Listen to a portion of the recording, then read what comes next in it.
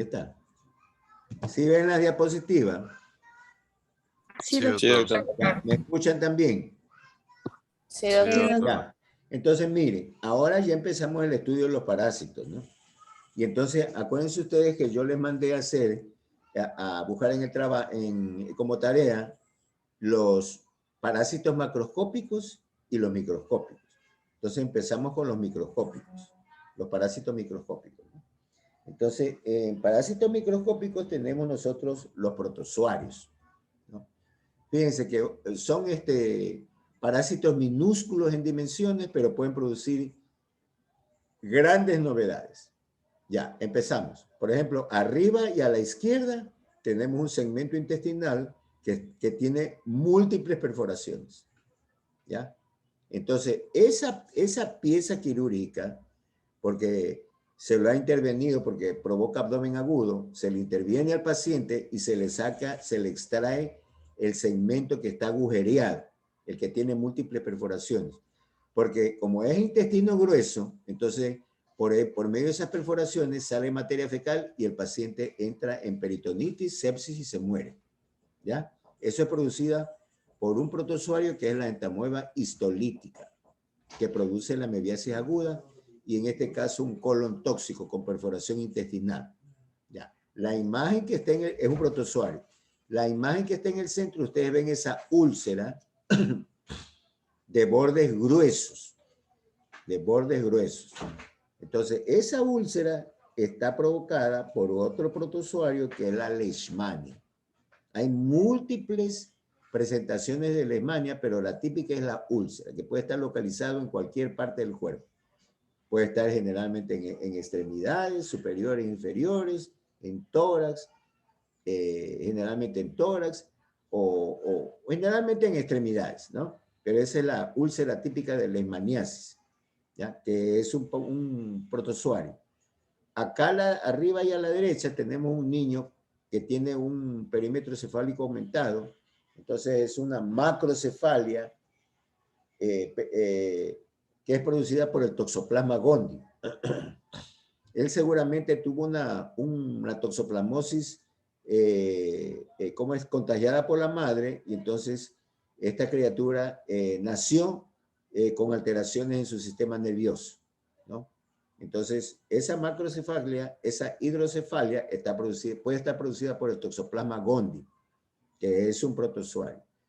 El Toxoplasma gondii tiene una gran ubicuidad en la naturaleza. El Toxoplasma gondii es un parásito eurixeno, ¿ya? Y tiene que ver con los gatos, porque el gato y los felinos constituyen el hospedero definitivo. Ok. Abajo y a la derecha tenemos un mosquito, que ese mosquito es el huésped intermediario del plasmodium, o sea, de la gente del paludismo, de la malaria. Acuérdense ustedes que hay dos especies de plasmodium aquí en Ecuador, Plasmodium vivax y Plasmodium falciparum. Del vivax y el falciparum puede causar hasta la muerte, ¿ya?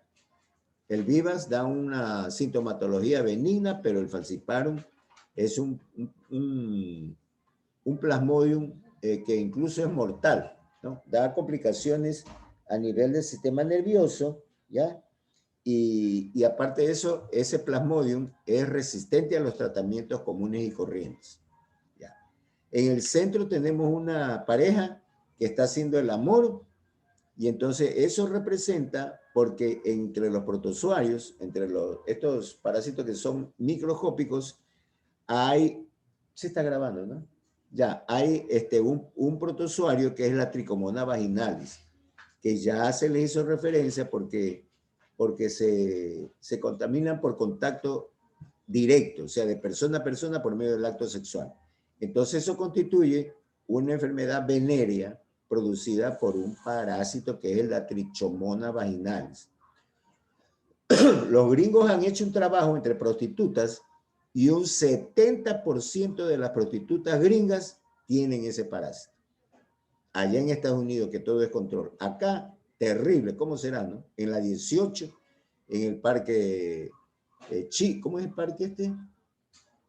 en el Parque Chile, ¿cómo es? Fuera de las discotecas, la gente En la venezolana. Portete también. ¿Cómo? En la Portete también. ¿Portete y cuál? Que es por el estadio de Barcelona para atrás. Ya, pero lo más conocido es la 18, ¿ya? Y también centro de prostitución está ahorita la 9 de octubre, ¿cómo se llama? El Parque Chile, ¿ya? Por ejemplo, en el Parque Chile encuentras tú prostitutas ya viejas, ¿ya? Entonces tú, cuando pasas por el carro, vas a ver unas señoras de 50, 60 que están ahí bien vestidas como muchachas y entonces esperando a los clientes. O también a lo largo de los ríos en la noche, a lo largo del 9 de octubre, generalmente hasta la Plaza Centenario, ahí están toditas los prostitutas y prostitutos, porque también hay, no es que es solamente las mujeres, sino que también hay varones que se dedican a eso, ¿no? Y ahora con la... Por la pobreza, pues, doctor. ¿Cómo? La pobreza. No, pues hijo, porque yo si soy pobre no voy a ser ladrón, pues. No voy a ser ladrón ni a prostituirme. A mí, ¿quién me va a parar bola como prostituto? Sí, pues, hijo. Ya, es que lo que pasa es que la gente es, no es que la pobreza, hermano, entonces justificas el robo con la pobreza. El pobre te roba una funda de comida, pero no te hace semejantes cosas que están sucediendo, pues, hermano. Sí, por ejemplo, en Yaguacha han puesto dinamita en un cajero, han volado y se han llevado toda la plata. Así, en ese estado de cosas estamos. No es que la pobreza, sino que son grupos de asociados que obtienen la plata para licor, mujeres y lo más importante para ellos, la droga. Sí, un padre de familia qué sé yo, que tiene su familia con hambre, entonces viene y trata de robar los comercios, ¿no? Por ejemplo, le arrancha una funda de comida. Entonces, ese es por la pobreza. Y tampoco va a justificar esa gente mañosa que coge a las criaturas de 6, 7, 8 años y la acompañan a un comercio y entonces la chica ya está entrenada para cogerse el celular, para cogerse una prenda y todo eso no es pobreza, hermano. Eso es mañosería. Es gente ¿cómo es que ansía la plata como primer fundamento de su vida? Es como esa gente que está tranquilo en su pueblo, ¿ya?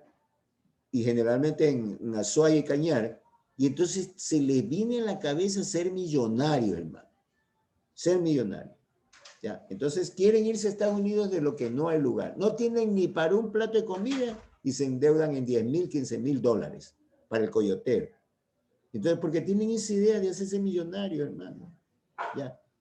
La plata cuando más se lancea, más se aleja. Por ejemplo, se endeudan en 15,000 dólares. Con 15,000 dólares pueden poner un negocio, hermano.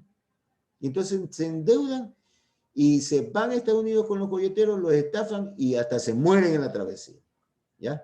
Hasta se mueren en la travesía. Sí, es primerito que la gente ha cambiado, no ha cambiado sus ideales.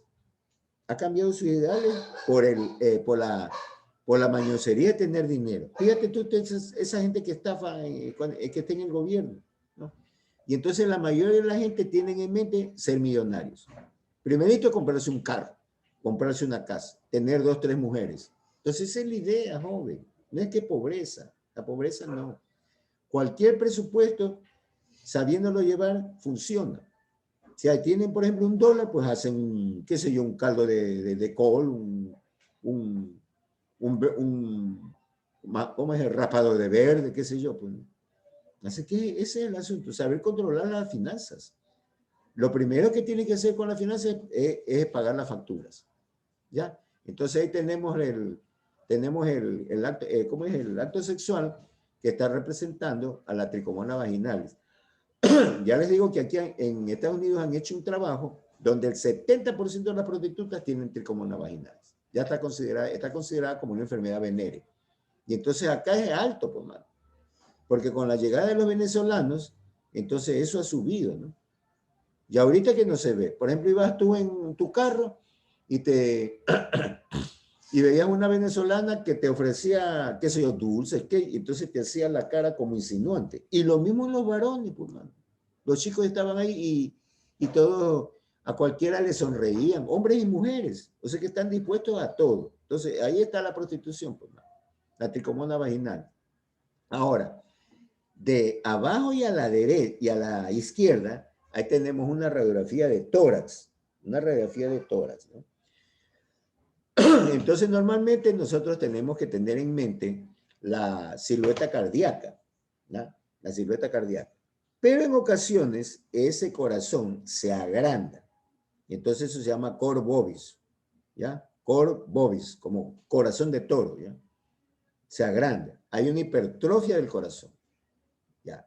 Si es del lado izquierdo, ¿ya? Entonces generalmente o es deportista el paciente o es un viejo.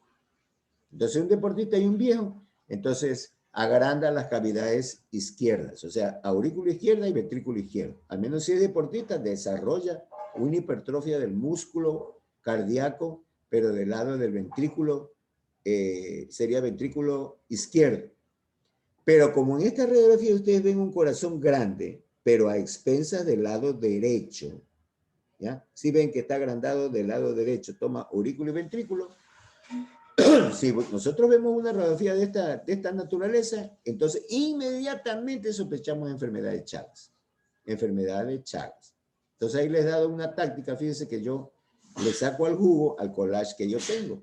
Entonces el collage para poder explicar. ¿Ya? ¿Alguna pregunta al respecto? ¿Qué fue? Preguntas sobre estos temas interesantes. ¿Qué fue?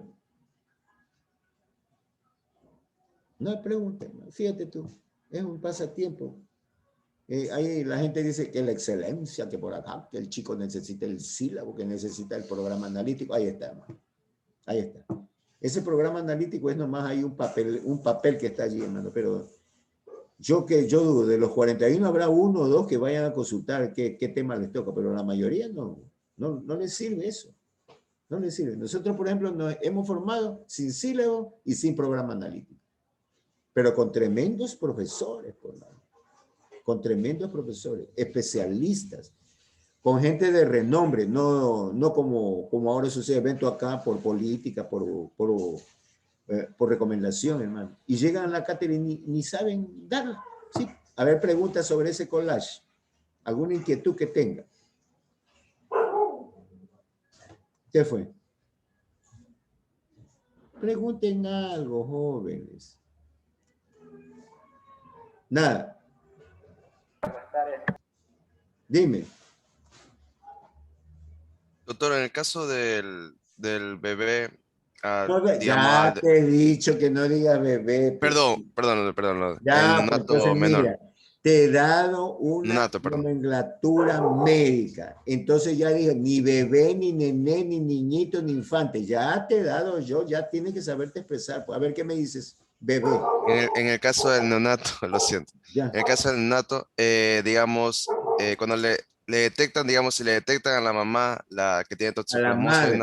A a la la madre madre, gestante, la palabra correcta. ya, en el caso de detectarle a la madre, hay una forma de Madre venir gestante, y gestante, dime. gestante, ya hay una manera de venir y evitar que el bebé se termine contagiando No, por pues la no hay, no toxoplasmosis, hay. o ya no. Hay los rangos de los porcentajes en los cuales los niños, a pesar que la madre tiene toxoplasmosis o se contaminó con toxoplasmosis, con toxoplasma gondii, hay un porcentaje de niños que nacen normales. ¿Ya? Por ejemplo, de acuerdo al trimestre cómo es de gestación, si una madre, más vale que la madre tenga la toxoplasmosis antes de salir embarazada. Eso ya no, ahí no hay problema. Pero si nosotros tenemos una gestante que se contamina el primer trimestre, hay la posibilidad de que el 15% salga enfermo. ¿Ya? Y un 85% salga sano. Si cursa el segundo trimestre, o sea, de 3 a 6 meses, si la madre se enferma, hay una posibilidad de que el 30% salga enfermo, pero 70% salen sanos. Y si es que la señora, ¿cómo es la madre gestante se enferma el tercer trimestre, hay una posibilidad de que el 60% de los neonatos tengan la enfermedad y todavía hay un 40% que pueden salir sanos. ¿Ya?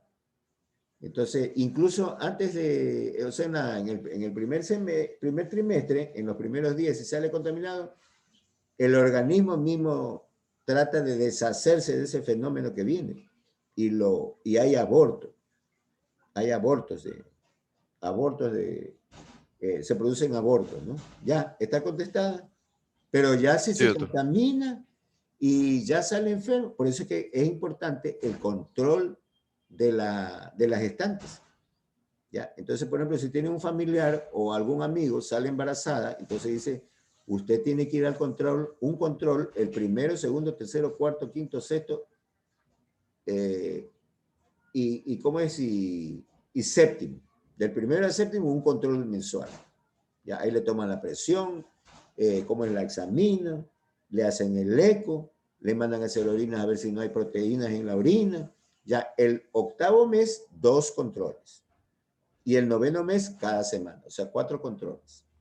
Ya, entonces, para detectar, ¿no? Y tomar las precauciones para estar a la expectativa si se va o no a producir una toxoplasmosis congénita. Y si sale con toxoplasmosis congénita, mucho ojo ¿cómo es? Al sentido de la vista, porque ataca el ojo. ¿Ya? Eso ya hemos de estudiar ahí con porcentaje, ¿no? Entonces, más o menos eso, para que contestes tu inquietud. ¿Ya? ¿Está bien? Sí, doctor, listo, Ya, gracias. pero sí comprendiste.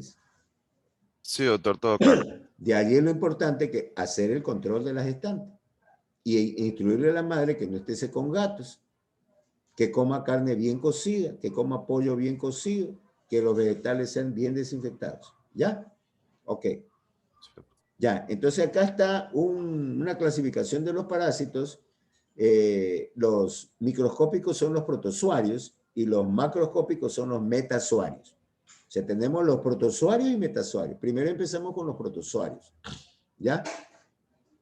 Aquí tenemos agrupaciones de parásitos, ya saben, el reino animal, subreino, tipo, clase, orden, superfamilia, familia, género, especie y variedad y raza. Ya, entonces acá están agrupados los que son microscópicos y son unicelulares. Eso es lo que vamos a estudiar.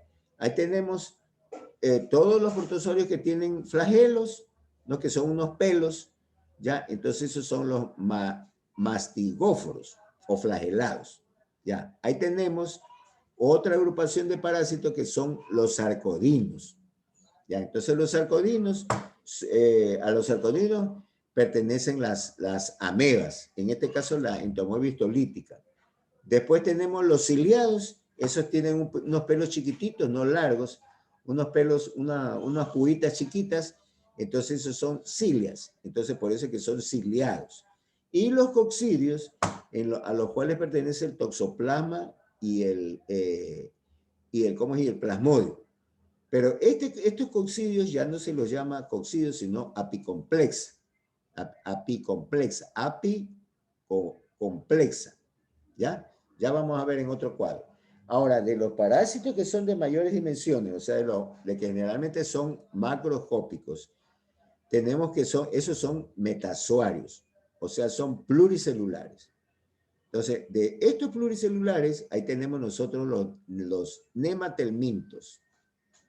Los nematelmintos. ¿Ya? Esos nematelmintos son unos gusanos. Todos estos que están a la derecha se los llama gusanos. Entonces, los nematelmintos son unos gusanos cilíndricos, de cuerpo cilíndrico y al corte redondeados. ¿Ya?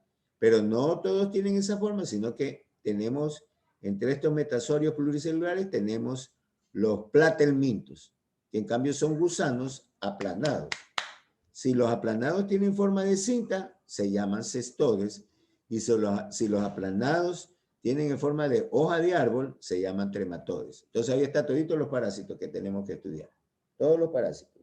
Y empezamos con los microscópicos. Por eso que yo les mandé a buscar, a investigar los macroscópicos y los microscópicos. Y hay gente que yo les di el nombre de los parásitos y me pusieron los microscópicos en los macroscópicos. Entonces, fíjense ustedes, eso es importante. ¿Ya? acá está la otra clasificación, más o menos viene a ser igual, ¿no? Pero aquí está abajo en el último, en el recuadro, dice apicomplexos, ¿no? Que son los coccidios. Y entonces está el Toxoplasma gondii y el Plasmodium, el Toxoplasma gondii y el Plasmodium. Plasmodium vivax y Plasmodium falciparum. En vivax y falciparum, el falciparum es más grave. Parásitos grandes, pluricelulares. Parásitos pequeños, unicelulares. Macroscópicos generalmente los metazoarios, microscópicos los protozoarios. Entonces, empezamos con los protozoarios. Ya. Entonces, empezamos con las generalidades de los protozoarios, ¿no? Generalidades de los protozoarios. Las generalidades, tenemos que ver. Eso atiendan muy bien porque eso es importante, saber las generalidades de los protozoarios, ¿ya? Primero, toditos los protozoarios son microscópicos. No hay macroscópicos, ¿ya? Son todos microscópicos. O sea, no se los puede ver a simple vista, sino a través del microscopio. ¿Ya? Microscópico. Ya. El 70% de estos parásitos se va a localizar en el intestino. 70% son intestinales. Y un 30% son extraintestinales. ¿Ya? Tercera característica, que toditos son unicelulares. O sea, todo en sí, todo el parásito es una sola célula. ¿Ya? Cuarta característica, que son heterótrofos. Por eso que yo ya les di el concepto de heterótrofos. Seres heterótrofos, que son los que dependen de los seres autótrofos. Es decir, que los heterótrofos no pueden nutrirse o transformar los nutrientes de las sustancias inorgánicas a las orgánicas. Los autótrofos sí lo hacen, y entonces estos parásitos son heterótrofos. Heterótrofos. O sea, dependen de los autótrofos. Ya. Como se trata de una sola célula, todo el parásito, Entomobacter coli, Entomobitis lítica, la Giardia lamblia, la Trichomonas hominis, la Trichomonas vaginalis, la Leishmania, el Plasmodium, el Toxoplasma. Entonces, su citoplasma está limitado por una membrana que se llama membrana celular. ¿Ya? Ahora, nosotros, como personas, como pertenecientes al género humano, tenemos sentido de la vista, pues, ¿no? Tenemos sentido, por ejemplo, de la vista, vemos. Con los oídos, escuchamos. Con la nariz, olfateamos. Con la boca, gustamos. ¿Ya? Dulce, salado y ácido, amargo. Con la piel, sentimos. Con el aparato respiratorio, respiramos. Con el aparato digestivo, captamos los nutrientes y hacemos el desecho. Con los riñones, el aparato renal, se desechan todas las impurezas del cuerpo. ¿Ya? Con el aparato cardiovascular, la sangre se impulsa a todos los estamentos del cuerpo humano. ¿Ya? Ok. Pero en cambio, porque nosotros somos pluricelulares, igual en los parásitos que son pluricelulares, ellos van a tener órganos. Por ejemplo, tubo digestivo, aparato excretor, aparato genital. Algunos son en los nematelmitos con dimorfismo sexual, o sea, macho y hembra. El macho con sus órganos genitales masculinos y la hembra con sus órganos genitales femeninos. O entre los platelmintos, que son hermafroditas. Pero un hermafrodita tiene aparato genital masculino y femenino en un solo individuo. Ya. Pero acá viene el problema de que cómo hacen las funciones estos si son unicelulares. No pueden tener aparato respiratorio, aparato digestivo, aparato excretor. ¿Ya? Entonces, como la naturaleza es una cosa asombrosa, ¿no? Para estos parásitos unicelulares existen unas estructuras especiales que se llaman organelos. ¿Ya? Entonces, ¿qué son los organelos? Son estructuras especializadas en tal o cual función para el protozoario, que son parásitos, microscópicos. ¿Ya? Ok. Por ejemplo, ya van a saber, microscópicos son 70% de localización intestinal, son unicelulares, son heterótrofos, tienen membrana celular y tienen organelos, que son estructuras especializadas para, o sea, para tal o cual función de estos parásitos microscópicos. ¿Ya? Por ejemplo, ustedes van a ver acá en la figura que está abajo, ¿no? En el que está a la derecha y abajo, van a ver ahí unos como pelitos chiquititos, ¿ya? Como pelitos pequeñitos. Entonces, esos pelitos, estos protozoarios, este tipo de protozoarios, esos pelitos se llaman cilios. Entonces, esos pelitos que están aquí los mueven, o sea, mueven los pelitos y el parásito tiene movimiento y un movimiento ágil. Esos pelitos chiquitos que se llaman cilios, en cambio, hay unos pelitos que son más largos y se llaman flagelos. Y entonces mueven los flagelos como los pelos de una mujer. Entonces, con ese movimiento se desplaza. Entonces, por ejemplo, esos son organelos de movimiento. Los cilios y los flagelos. ¿Ya? Está ahí representando la localización, el 70% de los parásitos se localiza a nivel intestinal y un 30% extraintestinal. ¿Ya? Y todos son microscópicos. Ahí está el microscopio. Ya, características, no se van a olvidar. No proyecto. Ya, entonces esas características, fíjense que está en una forma didáctica. Una forma didáctica. No avanza. Una forma didáctica, ya, ok. Ya, entonces acá seguimos hablando de organelos, ¿ya? Yo les decía, ¿no? Por ejemplo, yo les mandé a ver, a investigar sobre un parásito que tiene forma de cara humana. Entonces ahí está en el centro, la Giardia lamblia. Esa Giardia lamblia, ve ustedes que tienen unos pelos largos. Entonces esos pelos largos se llaman flagelos. Entonces mueve los flagelos y el parásito se desenvuelve con una rapidez. Ya, a la derecha arriba, ahí tenemos el ciliar, o sea, este que está abajo, el que está acá, en vivo, ¿ya? Entonces, asimismo, ahí tenemos no los pelos largos, los flagelos, sino unos pelos chiquititos. Estos son los cilios. Entonces, mueven los cilios y entonces el parásito se desenvuelve, ¿ya? ¿Ok? Ahora, abajo y a la derecha, ahí tenemos el Trypanosoma cruzi, ¿no? Por eso que yo le mandé a investigar el Trypanosoma cruzi.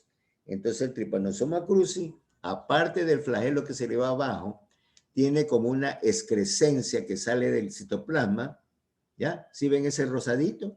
Eso se llama membrana ondulante. Entonces la membrana ondulante, se mueve y entonces le da movimiento a este parásito, al Trypanosoma cruzi, ¿no? Se mueve como una bandera que está en el techo de una casa, flamea y entonces le da el movimiento. Entonces, organelos de movimiento, ahí tenemos los flagelos, los cilios, la membrana ondulante. ¿Ya? Ok. Hay otros parásitos como la entomoeba coli y la entomoeba histolítica que de su citoplasma emite una prolongación que se llama falsos pies, ¿no? Falsos pies. Ya, y entonces, por medio de ese falso pie, ¿ya? que es una proyección del citoplasma, ¿ya? Que se llama falsos pies o pseudópodos. Entonces, por medio, está aquí, emite el pseudópodo y sigue caminando, ¿ya? Entonces, ese es otro organelo de movimiento, ¿ya? Ahora, otro organelo que tiene función. Por ejemplo, en la Giardia lamblia, ven ustedes en el centro una como línea, ¿ya? Acá abajo, del lado izquierdo, abajo, ahí tenemos la tricomona, que también tiene una parte central, como una línea, como tiene la Giardia. Entonces, ese organelo sirve como esqueleto. De tal suerte que como está ese organelo, que se llama axostilo, ¿ya? Entonces, por medio de esa barra, el parásito no pierde la forma, ¿no? Está así, no pierde la forma, ¿ya? Entonces, esa como línea que va de arriba abajo, entonces un organelo que tiene funciones esqueléticas, ¿ya? Axostilo, ¿ya? Ahora, del lado izquierdo arriba tenemos una línea que va como una cinta de reina. ¿Sí ven? ¿Ya? Entonces, esa cinta de reina tiene lo contrario de la función que tiene ese aditamento que tiene la giardia y que tiene la tricomona, ¿cómo es? El axostilo, pero en cambio este tiene como una banda de reina que le permite rotar, o sea, le permite moverse, pero ¿cómo es? Movilizando todo el cuerpo. No lo deja rígido como en la giardia y como en la tricomona, sino que permite el desplazamiento en esta forma. Eso se llama surco espiral. Surco espiral. ¿Ya? Entonces miren ustedes que esto en cambio tiene organelos, o sea, no tiene pulmones, no tiene estómago, no tiene riñones, no tiene cerebro, cerebelo, médula, no tiene, sino que tiene estos organelos que son capaces de cumplir funciones. ¿Ya? Funciones, ¿cómo es este movimiento? Los cilios, los flagelos y la membrana ondulante. Y el pseudópodo que emite la entamoeba coli, entamoeba histolítica. El axostilo, que tiene funciones de esqueleto, ¿ya? Y el surco espiral, que le permite, como te digo, perder la forma al parásito para moverse. Ahora, si ustedes ven ahí la giardia lamblia, o sea, ese parásito con cara de humana, ustedes van a ver en la parte superior, un aditamento, un organelo que se parece a una ventosa, ese que tiene los núcleos ahí, o sea, pero tenemos en el fondo los dos núcleos arriba. Entonces, esas ventosas le sirve para pegarse a la mucosa intestinal, ¿ya? O sea, hace las veces de esas ventosas para destapar los servicios higiénicos cuando están podridos, ¿no? Ahí se pega, ¿ves? Y entonces, esa ventosa permite la fijación del parásito en la giardia lamblia a nivel de la mucosa intestinal. Entonces, no es que hay un hito, ni dos hitos, ni tres hitos, ni cuatro hitos, ni 10 hitos, sino que hay una cantidad enorme de estos parásitos que por medio de este organelo que se llama disco suctorio, ese disco suctorio viene y se pega en la mucosa intestinal, tapiza la mucosa intestinal e impide la absorción de nutrientes, ¿ya? Impide la absorción de nutrientes. De tal suerte que el paciente va entrando en una mala absorción y en una desnutrición. Como impide toda la absorción de los nutrientes, una de las cosas que no se puede absorber son las grasas. Entonces, toditas las grasas que no se absorben pasan a la materia fecal y nosotros en los pacientes con giardia lamblia tenemos diarreas verdosas con grasa, que ya les dije que se llaman esteatorrea, ¿ya? Entonces, ven esteatorrea ustedes, entonces ya enseguida piensan en giardia, ¿no? Entonces, y como está tapizando toda la mucosa intestinal, entonces nosotros vamos a tener la acumulación de gases en el paciente. Esta giardia lamblia puede ocurrir en cualquier edad, pero más en preescolares, Entonces, esos preescolares, como tienen el déficit de absorción de nutrientes, entonces se presentan con disminución del desarrollo pondoestatural, pero con una barrigota, con un abdomen distendido. Y entonces por los gases que acumulan. Y hacen despeños diarreicos con grasa, o sea, hacen esteatorrea.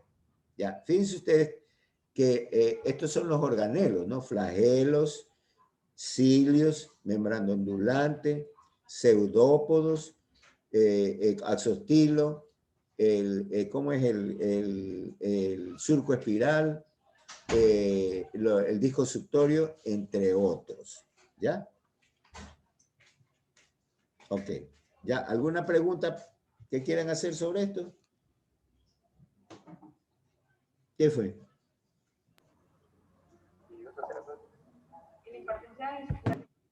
No te escucho, dime. Yo, doctor, Juan.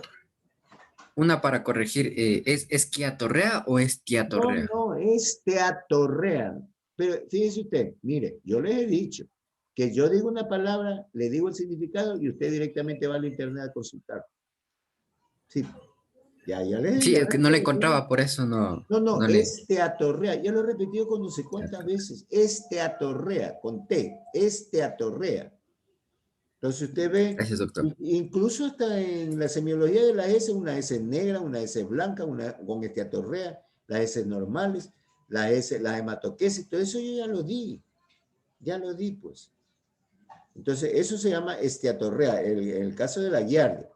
Fíjese, un parásito, una forma parasitaria que es el trofozoito, entonces vemos que es hasta agradable, bien bonita, se parece a una cara humana, pero fíjese usted el mal que puede causar. Preescolares, cuando disminuye el desarrollo pondoestatural, disminuyen los nutrientes, se acumulan gases.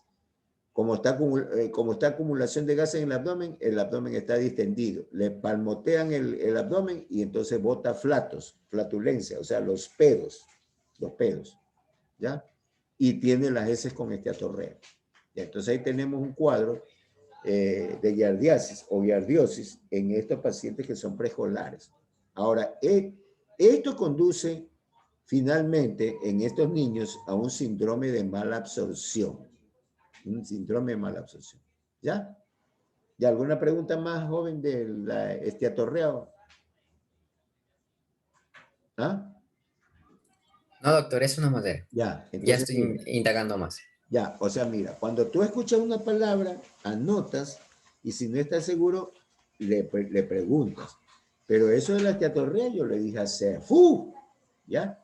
Y entonces tienen ustedes que estar en la obligación de que escuchan algo que yo diga, por eso que yo le dije el glosario médico.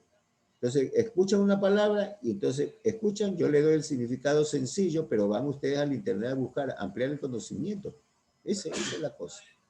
¿Ya? Entonces, los organelos, ¿no? Ahora, estos parásitos, como yo les decía, ahí están en el 1, 2, 3, 4, en el quinta línea, tienen membrana celular. ¿Ya? El citoplasma está limitado por una membrana celular que vendría a ser como una barrera que los va a separar del medio circundante, del medio externo, ¿ya? Del entorno que los rodea, la membrana celular. Ahora, esta membrana celular es fundamental en la alimentación de los parásitos. Es fundamental en la alimentación de los parásitos, ¿no? La barrera, ¿cómo es la membrana celular? ¿Ok? En la membrana celular. ¿Ya? Entonces, la membrana celular vamos a estudiarla, pero así, a breves rasgos. Verán, otro organelo que me había olvidado decirles es este que está, este del balantidium, o sea, a la derecha y abajo. Ahí tenemos los cilios, yo les expliqué. Pero si ustedes se observan con mayor detenimiento, hay como una abertura adelante y una abertura chiquita atrás. ¿Ya? Entonces, esa abertura que está adelante es una especie como de boca, ¿no? Nosotros abrimos, ¿ves? Entonces el parásito, esa boca la abre y la cierra y capta alimentos.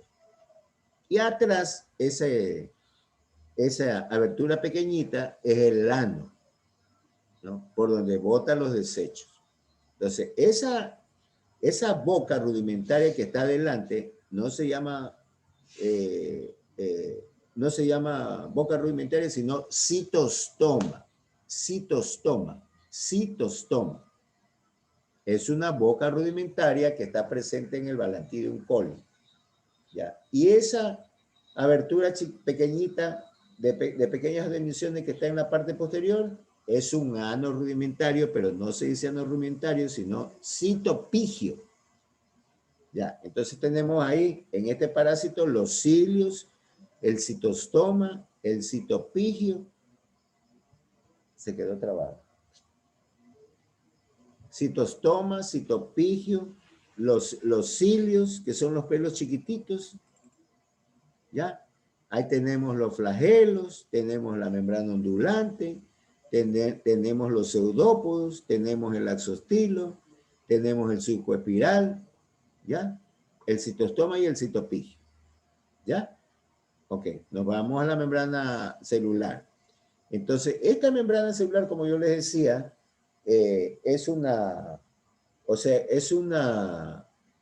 estructura del protozoario que ha sido estudiada, y entonces esta estructura membrana celular es, pero súper importante en la nutrición del parásito. Espérame un ratito. Diga. Dígame.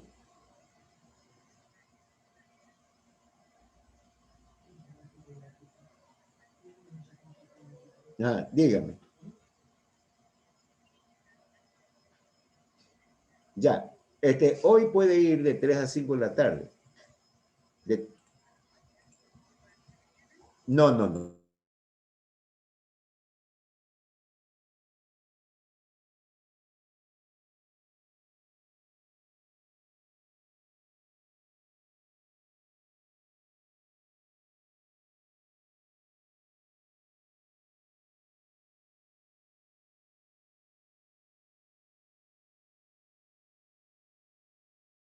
Tenemos nosotros que esta membrana celular, ¿qué pasó? Ya, esta membrana celular está compuesta de 3 capas lipídicas. 3 capas lipídicas. 2 proteínas. O sea, 3, 2. Ya. Entonces ustedes pueden decir, ay, dice, supongamos, dice, o eran lipídicas las 2, o eran proteínicas las 2. O eran 3 lipídicas o 3 proteínicas. Ya, para que no se olviden, mira, ¿ves? ¿Se acuerdan que tiene capas lipídicas y proteínas?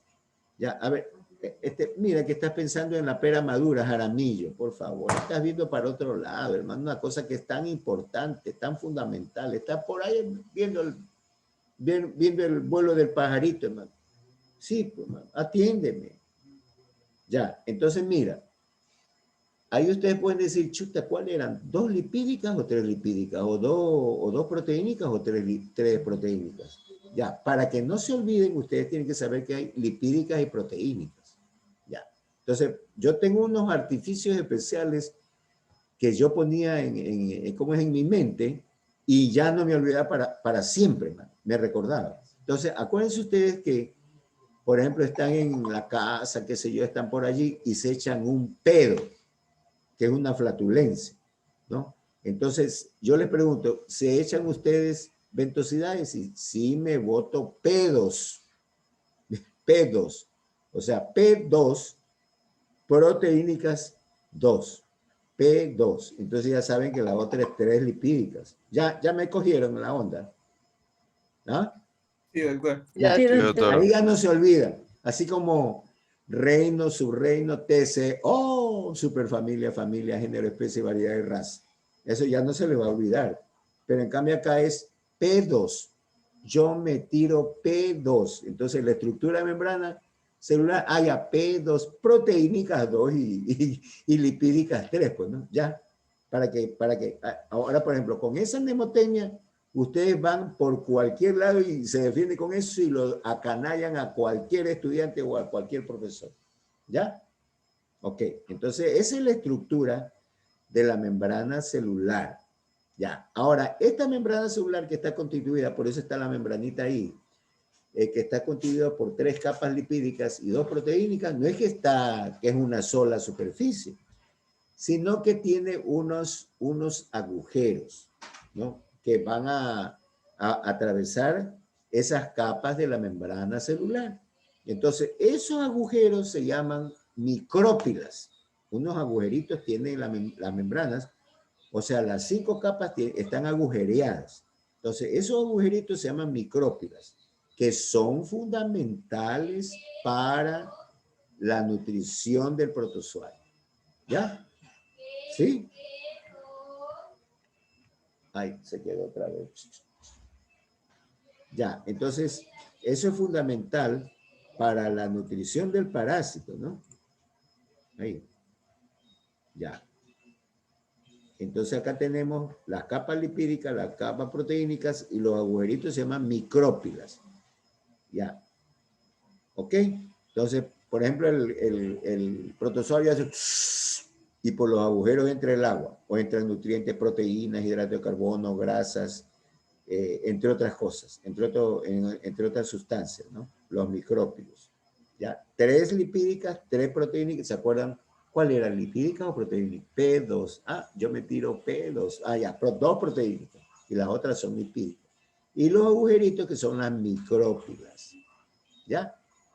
Y entonces ahí ya vamos nosotros a tratar sobre la nutrición de los parásitos. O sea, cómo comen. Nosotros rápidamente cogemos un plato y ¿cómo es este? Y cogemos el plato y nos comemos, ¿no? Nos comemos un chuzo, nos comemos un encebollado, ¿ya?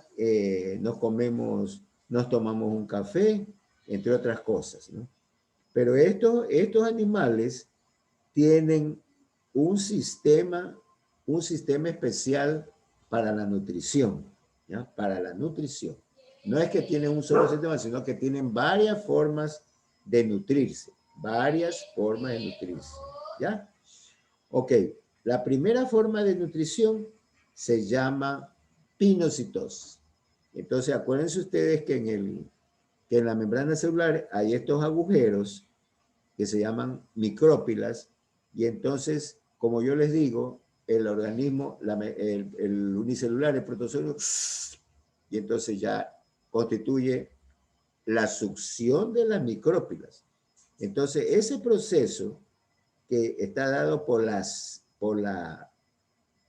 succión por micrópilas se llama pinocitosis. La succión de las micrópilas, ¿no? Que son los agujeros de la membrana celular. Entonces, ya saben ustedes que ese primer sistema de alimentación se llama pinocitosis, a través de las micrópilas, ¿ya? Ahora, como existe la membrana celular, nosotros vamos a tener entre el interior y el exterior, o sea, entre el interior del protozoario y el área circundante, vamos a tener nosotros la membrana celular que va a tener gradientes de concentración, y entonces cuando hay gradiente de concentración, entonces hay un mayor o hay un menor gradiente hacia el mayor gradiente y un mayor gradiente hacia el menor gradiente. Entonces, eso es otro tipo de alimentación que se llama transporte activo. Transporte activo. ¿Ya? ¿Sí? Ya. ¿Hasta ahí alguna pregunta? ¿Alguna pregunta? ¿Alguna pregunta al respecto? Pregunten algo sobre esto, pues. Doctor, Dime. el transporte activo en este caso sería muy similar a la que hacen el transporte activo que realizan nuestras células, ¿no? No, es parecido, es parecido, es parecido. Sí. ¿Ya? ¿Sí? Sí.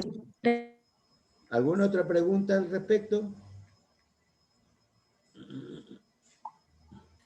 Doctor, Dime. ¿podría dar como una diferencia entre micrópilas y un cistosoma? O sea, ¿qué otras diferencias pueden haber? O sea, Cistosoma. tamaño. Ajá, con el cistosoma. ¿Sí? ¿Cómo? No entiendo la pregunta. O sea, micrópilas son las que se encuentran a través de la membrana para alimentarse, ¿verdad? Sí, son agujeros. Ya, ¿qué Ya, pasa? y el cistosoma era como la boca de ciertos parásitos, ¿no? Cistosoma. Yo no dije Cistosoma, sí. citostoma, dije yo. Ah, citostoma, perdón. Ya, Sí. entonces estoy yo dando, espérate un ratito, los tips, o sea, la forma como se alimentan estos parásitos. Lo primero que tienes que entender que estos parásitos se van a alimentar por un proceso que se llama pinocitosis a través de las micrópilas, ¿no? Que ya habíamos mencionado que están presentes en la estructura de la membrana celular. Ese proceso se llama pinocitosis. O sea que viene el protozoario, succiona y ya tiene las sustancias agua, hidratos de carbono, grasas, proteínas, otros nutrientes, ¿ya? Ahora, ese es un sistema ¿cómo es? De alimentación. Ahora, otro sistema de alimentación sería el asunto del transporte activo, porque ahí tiene la membrana, hay un gradiente de concentración de mayor a menor y de menor a mayor, entonces hay un intercambio de sustancias. Entonces ese es el transporte activo. Pero como en organelas nosotros hemos estudiado, ¿no? Se fue otra vez.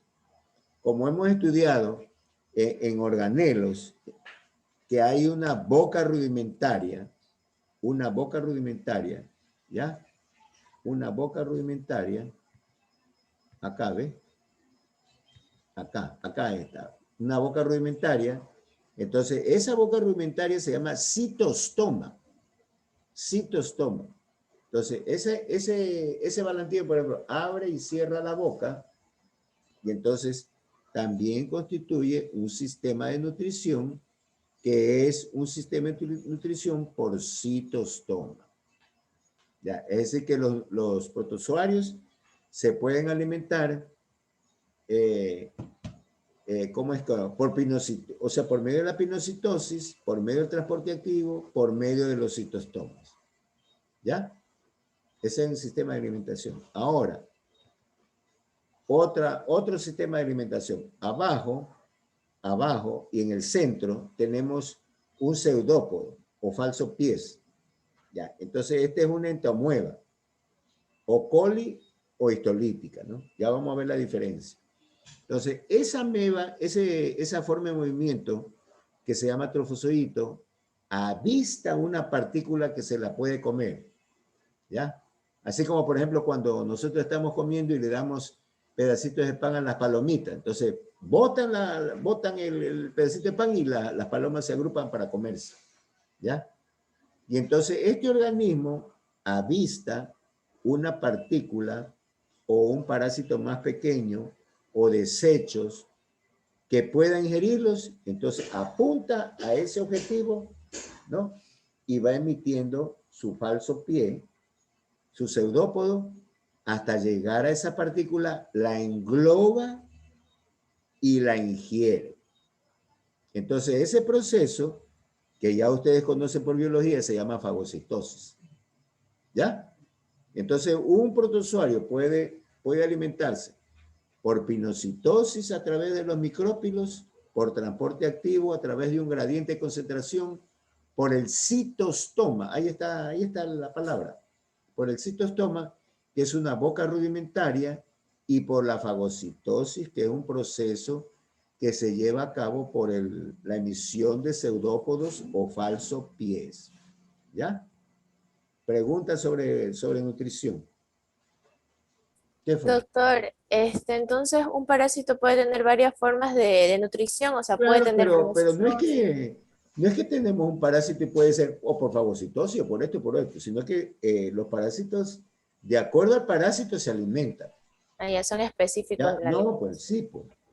Por ejemplo, la acabe, ¿dónde estaba? A ver, ¿cómo es la nutrición, no? Acabe. Ya, acá tenemos la entomueva que está ahí. Es la entomueva, ¿no? Entonces, la entomueva, coli e histolítica y leishmani puede emitir pseudópodos, pero no tiene citostoma, ¿ya? Entonces, al emitir los pseudópodos viene y engloba una partícula que se la puede comer. Ahora, la entomueva coli, que es un comensal, pero hay que tratarlo cuando tenemos un paciente que está con entomueva coli, ella ingiere todo, pelo vegetal, cómo es el pelo vegetal, cómo es levaduras, monilias, ¿ya? Puede nutrirse de otros parásitos de menor dimensión, ¿ya? De cualquier bacterias, mótiles, espirilos, qué sé yo, ¿no? La Entamoeba coli. Pero la Entamoeba histolítica, ella no come cualquier cosa, sino que ingiere glóbulos rojos, ¿ya? Por eso es que ven ahí en la gráfica, esos puntitos negros son glóbulos rojos. Esos puntitos negros, ¿ven en la gráfica central? Entonces, esa entamoeba histolítica es exclusiva en su dieta porque ingiere glóbulos rojos, ¿no? Y al ingerir glóbulos rojos, eso se llama eritrofagia. Eritrofagia. Eritrofagia. ¿Ya? En cambio, la entamoeba coli, esa come de todo, porquerías y media. Pero la entamoeba histolítica, que es la que nos causa daño, la que puede ser hasta mortal, esa ingiere solamente glóbulos rojos, lo cual se llama eritrofagia. ¿Ya? Entonces, ese es el sistema de alimentación, ¿no? ¿Ya? Por ejemplo, la entamoeba histolítica no tiene citostoma, pero en cambio hace la fagocitosis y entonces ingiere sus alimentos por medio del pseudópodo. El Balantidium coli tiene citostoma y abre y cierra y toma los alimentos. Ya, entre otros ejemplos que se pueden dar. Preguntas sobre esto.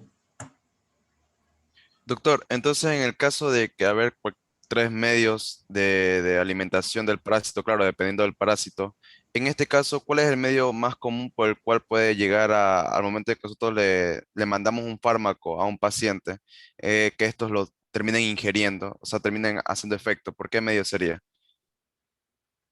No, a ver, explíquese bien. Digamos, el parásito, digamos, al mandar el fármaco al paciente que lo ingiere y demás, al saber qué tipo de parásito tenga, ¿por qué medio sería el que entraría este fármaco O al sea, parásito? mira, el 70% de los parásitos están a nivel intestinal. Te voy a decir una cosa. Por ejemplo, tienes Ascaris lumbricoides, que son macroscópicos. Tú mandas en un fármaco que se llama piperacina. Y la piperacina va a actuar a nivel de la placa neuromuscular del parásito, produciendo una parálisis flácida. Y el parásito está paralizado y se muere. ¿Ya? Ese es otro sistema. Eso no es alimentación, sino eso es tratamiento. Eso no. Nosotros, yo antes daba tratamiento, pero ahora como vino la orden de que, fíjese tú, la orden que dan, que no dé tratamiento. Entonces yo tenía, yo hacía problemas. Por ejemplo, paciente de con tal peso, tiene tal parásito, medíquelo. Entonces yo tenía un maravilloso muchacho, estudiante mío, ya es médico, de algún tiempo atrás, que era Iván Vargas Rodríguez.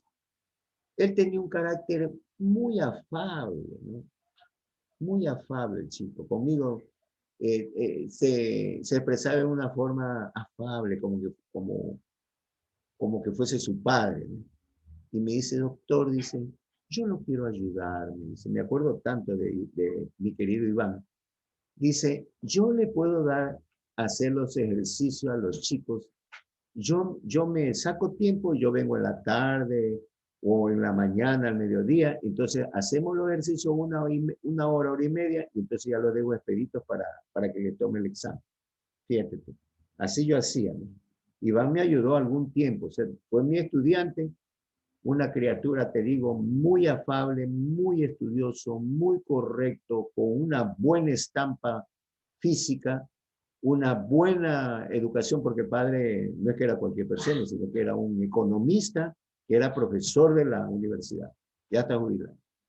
Y entonces tenía una gran cultura, y entonces ese chico me ayudaba hasta pasar a pasar ¿cómo es? Las calificaciones, ¿ya? Entonces, con él hacía yo el programa para darle la instrucción de la medicación para los parásitos. Pero como vino la orden de que no se dé eso, entonces ya se pasó por ahí. Entonces ahí ya el mecanismo de acción en el tratamiento es otra cosa. Por ejemplo, en amebas se utiliza el metronidazol o en general los imidazólicos que van a actuar a nivel de estos parásitos y aparte de eso sirven para tratar las bacterias anaeróbicas, ¿ya? Así por decirlo, ¿no? Pero lo que yo les ruego es que ustedes estudien esta parte de la parasitología, que es parte importante en la medicina, traten de asimilar por cultura general todos los datos importantes que le doy, porque yo no soy un profesor que da minuciosidades, sino que el concepto básico que tienen que tener y que se defina como cultura general. Y entonces, para luego tener el criterio de hacer una valoración, un diagnóstico preciso y un tratamiento efectivo. ¿Ya? ¿Alguna otra pregunta más? Cierto. Ya. ¿Alguna otra pregunta más? Doctor, Dime, yo te escucho. en lo que estaba mencionando los métodos de alimentación, el compañero No, mencionaba la acerca forma de de los nutrición. citostoma. Sí, las Forma de formas nutrición. de nutrición. Ya. El compañero mencionó sobre los cistostoma. No, Que en este caso era... schistostoma, no, sino No, citostoma. no, Sí. citostoma. Dígame, porque no se Ya. confunde eso. Ya, entonces esto citostoma, y usted también mencionó acerca de la Entamoeba coli, que ella con lo que vendría a ser los odópodos, se comería cualquier cosita, en este caso la coli. Cualquier, Pero entonces o sea, actuaría casi igual que el come cualquier elemento, ¿no? Se nutre de actuaría cualquier igual que el sustancia. Balantidium, ¿no?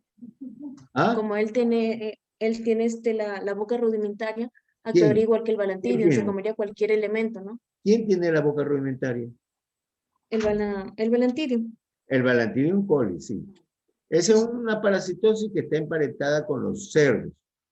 Y entonces, por ejemplo, ahí tenemos que hablar algún momento, porque ya después de poco el Balantidium, ahí tenemos, por ejemplo, este parasitosis, se presenta el paciente con diarrea parecida a la mediasis, pero en cambio nos da el antecedente que él trabaja con chanchos, pastando chanchos, como es cuidando chanchos, haciendo la limpieza de la chanchera, todo eso, está emparentado con eso, entonces se contamina. Porque ahí, por ejemplo, el Balantidium coli es el del hombre y el del cerdo, ¿no? Que es Balantidium coli variedad suiza.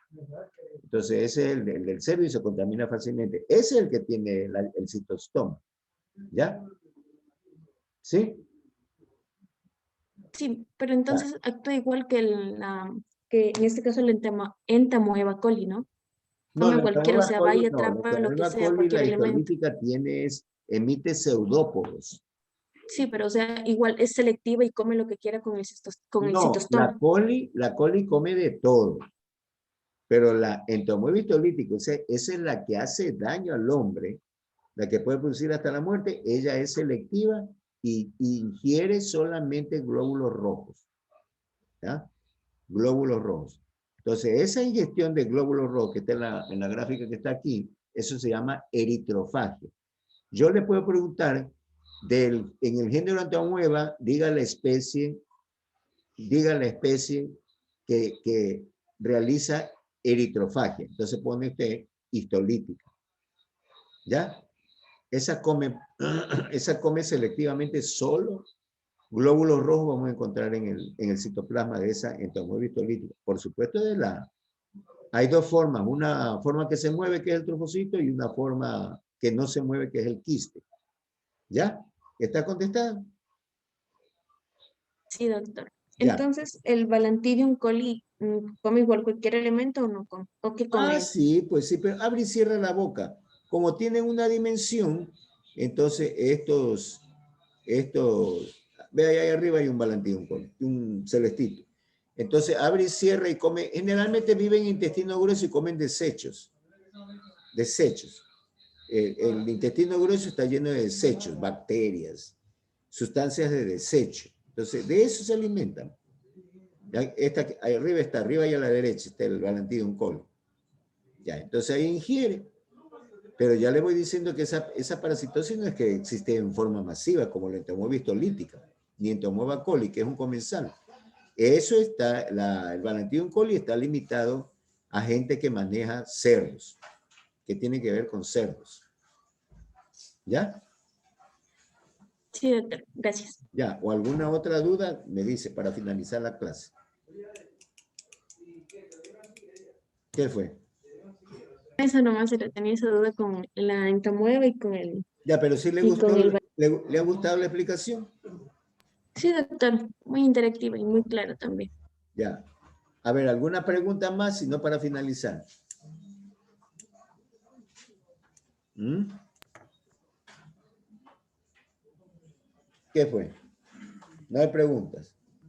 No, está Todo claro, doctor. Pero sí le gustó la clase. Esta es la Sí, clase doctor. especial de protozoarios, ¿no? Muy buena clase, doctor. Ya, entonces, como hay que dar clase en la otra semana, pero ahí yo el día del examen no doy clase, sino la clase que siguiente. ¿Ves? Entonces ahí les voy a dar un avance de lo que tendríamos que dar, ¿no? O sea, ya tenemos el sistema de cómo es de la alimentación. Esperen un ratito. El sistema de la alimentación, y entonces ahí tendremos que ver cuál es el sistema de reproducción. Acá en el hombre ya saben que el contacto sexual, pero también ahora hay la reproducción in vitro, la implantación del huevo en nivel del útero, el útero de alquiler, ya, pero en cambio esta tiene distintas formas de dividirse, de reproducirse. Fíjense usted, una cosa diminuta tiene la división binaria, que es la que mayor practica, la esquizogonia, la endodiogenia, la sexual, la conjugación, ¿ya? Y ahí vamos con amebiasis, ¿ya? Y ahí está Eugenio Espejo, que murió de amebiasis. Y ahí están las formas evolutivas de la entomoeba histolítica, que yo ya les mandé a buscar. Y tenemos un diferencial, pero no se van a asustar porque es rapidito eso. Y tenemos las Harmani, que se confunde con la entomoeba histolítica. El ciclo de la entomoeba histolítica, otra representación del ciclo, la distribución epidemiológica y la amebiasis, ¿no? ¿Ya? ¿Ok? ¿Sí? Eso es lo que nos espera para las próximas clases.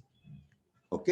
Bueno, entonces nos vemos el día lunes, y el día lunes sería el examen, ¿no? Tentativamente, ¿no? A la hora programada.